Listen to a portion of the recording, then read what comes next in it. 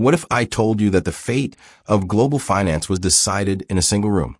The year is 1944, and high in the White Mountains of New Hampshire, inside the secluded Mount Washington Hotel, the architecture of global money is being silently rewritten while the world outside remains engulfed in the fires of the Second World War.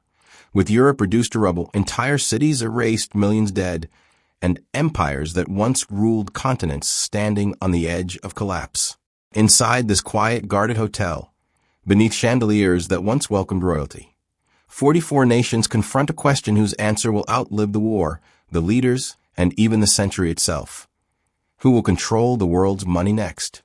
The men seated around polished tables are not soldiers or generals. They carry no rifles, no medals, no maps of battlefields, only papers, calculations, and ideas. Yet what they decide will shape the lives of billions for generations. Britain, once the unchallenged financial center of the world, arrives exhausted and broken. Its empire drained dry by 2 world wars, its factories bombed, its cities scarred, its national debt ballooning beyond anything it can realistically repay. And everyone in that room understands the truth that history is quietly accepting. The pound sterling can no longer carry the weight of global finance.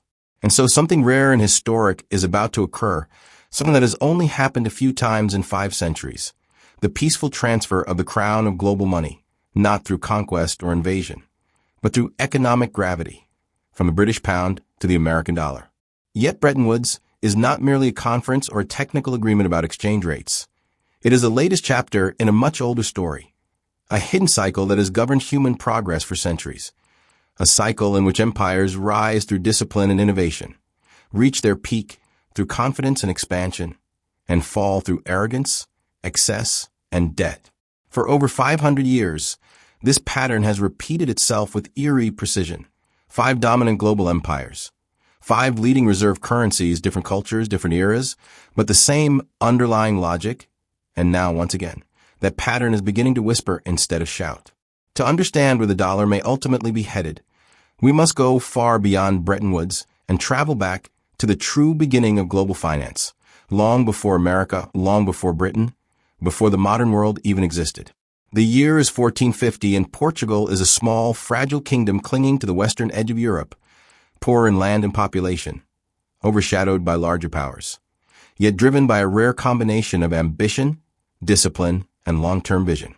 While other nations expend their energy fighting dynastic wars over borders and thrones, Portugal looks outward toward the ocean, investing in shipbuilding and navigation, developing the caravel, a lightweight but revolutionary vessel capable of sailing faster, farther, and against the wind.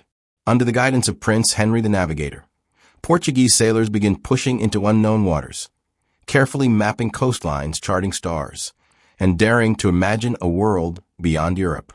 History accelerates in 1453 when Constantinople falls to the Ottoman Empire, severing the ancient Silk Road and cutting Europe off from Easter trade, plunging the continent into economic desperation and forcing a single question. If land routes are closed, how do you reach the wealth of the East? Portugal answers by doing what no one else dares, sailing around Africa, crossing vast and dangerous oceans, and in the process unlocking the first true era of global trade.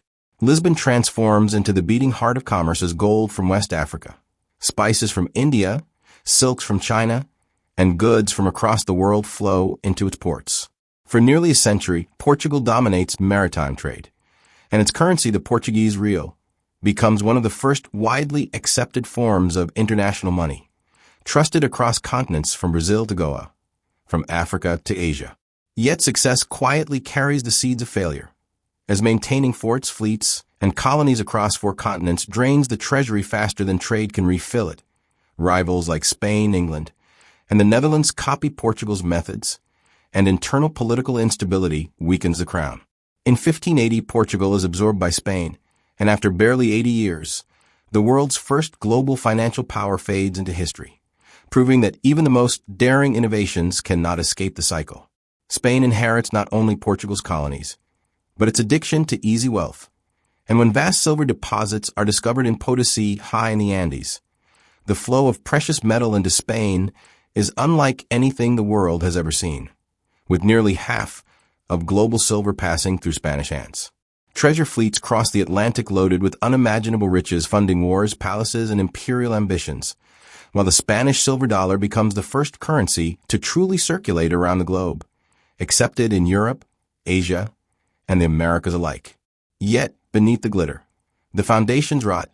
As easy money destroys fiscal discipline, inflation surges across Europe, prices multiply, debt spirals out of control, and Spain repeatedly defaults on its loans while fighting costly wars on multiple fronts. Corruption spreads through a bloated imperial bureaucracy, and when silver production finally declines, Spain collapses under the weight of its own excess, proving that wealth without restraint is not power, but weakness in disguise. From Spain's ruins emerges a very different kind of empire, not built on conquest or plunder, but on trust and innovation, as the Netherlands, a small republic reclaimed from swamps and sea, reshapes the very concept of money in the early 1600s.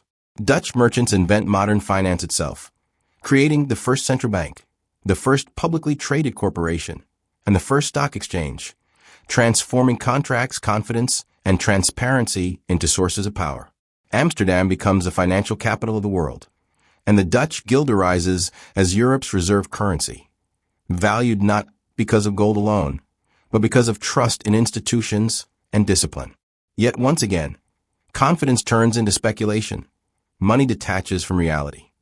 And in 1637, tulip prices skyrocket to absurd levels before collapsing overnight, wiping out fortunes and delivering history's first recorded financial bubble, a warning etched into time. As Dutch influence fades, financial gravity shifts westward to England, where coal, iron, and steam power fuel the Industrial Revolution, turning Britain into the workshop of the world. Backed by naval dominance, legal systems, and the gold standard, the pound sterling becomes the backbone of global trade for nearly 2 centuries, invoicing the majority of world commerce and turning London into the financial capital of an empire on which the sun famously never sets.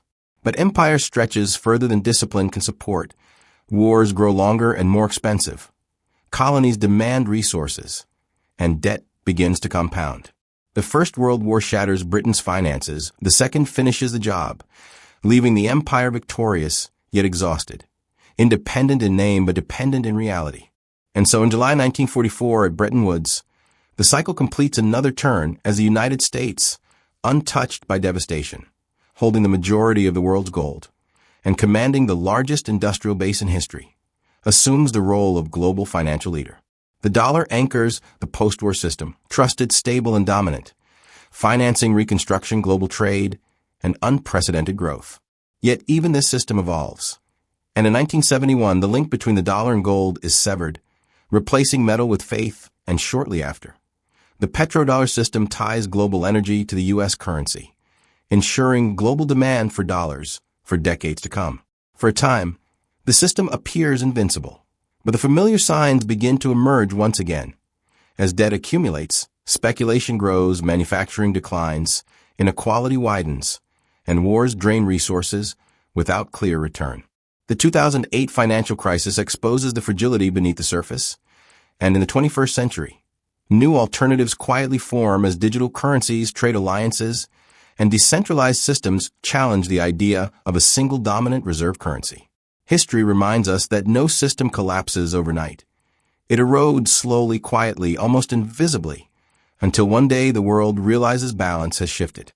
The average lifespan of a global reserve currency is roughly 95 years, and the dollar, though still dominant, is now deep into its historical arc. Decline does not necessarily mean disaster. Sometimes it means transition, a redistribution of power rather than its destruction. Empires never believe the end applies to them. Yet history does not bend to belief, it bends to balance. And that balance always returns. Just as the real, the silver dollar, the guilder, and the pound once ruled without question before quietly fading into the background. The era of unquestioned dollar dominance may also be approaching its twilight, not with a crash or catastrophe, but with a gradual shift into something new. Because history rarely ends with explosions, it ends with transitions, and somewhere perhaps already, another system is being built, waiting patiently for its turn to rise.